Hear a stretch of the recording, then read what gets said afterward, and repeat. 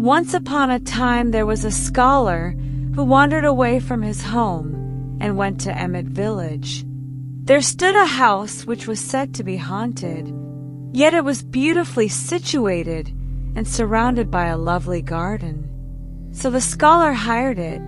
One evening he was sitting over his books when several hundred knights suddenly came galloping into the room. They were quite tiny, and their horses were about the size of flies. They had hunting falcons and dogs about as large as gnats and fleas. They came to his bed in the corner of the room, and there they held a great hunt with bows and arrows. One could see it all quite plainly. They caught a tremendous quantity of birds and game, and all this game was no larger than little grains of rice. When the hunt was over, in came a long procession with banners and standards. They wore swords at their side and bore spears in their hands, and came to a halt in the northwest corner of the room. They were followed by several hundred serving men. These brought with them curtains and covers, tents and tent poles, pots and kettles, cups and plates, tables and chairs. And after them some hundreds of other servants carried in all sorts of fine dishes, the best that land and water had to offer. And several hundred more ran to and fro without stopping, in order to guard the roads and carry messages. The scholar gradually accustomed himself to the sight.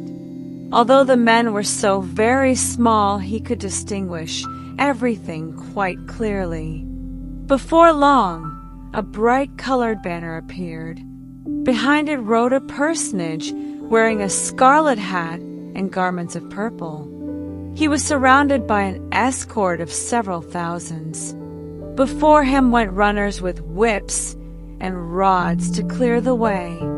Then a man wearing an iron helmet and with a golden axe in his hand cried out in a loud voice, "His Highness is graciously pleased to look at the fish in the purple lake."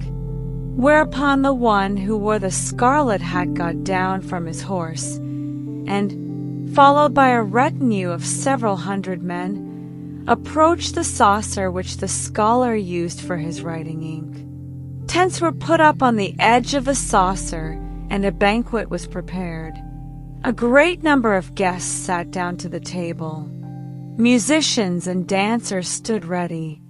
There was a bright confusion of mingled garments of purple and scarlet, crimson and green. Pipes and flutes, fiddles and cymbals sounded, and the dancers moved in the dance. The music was very faint, and yet its melodies could be clearly distinguished. All that was said, too, the table talk and orders, questions and calls, could be quite distinctly heard. After 3 courses, he who wore the scarlet hat said, "Quick!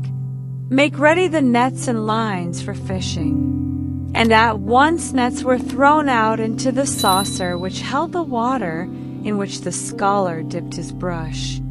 And they caught hundreds of thousands of fishes. The one with the scarlet hat contented himself with casting a line in the shallow waters of the saucer, and caught a baker's dozen of red carp. Then he ordered the head cook to cook the fish, and the most varied dishes were prepared with them. The odor of roasting fat and spices filled the whole room. And then the wearer of the scarlet hat in his arrogance decided to amuse himself at the scholar's expense. So he pointed to him and said, "I know nothing at all about the writings and customs of the saints and wise men, and still I am a king who is highly honored. Yonder scholar spends his whole life toiling over his books, and yet he remains poor and gets nowhere. If he could make up his mind to serve me faithfully as one of my officials, I might allow him to partake of our meal." This angered the scholar, and he took his book and struck at them, and they all scattered, wriggling and crawling out of the door. He followed them and dug up the earth in the place where they had disappeared. And there he found an ant's nest as large as a barrel, in which countless green ants were wriggling around. So he built a large fire and smoked them out,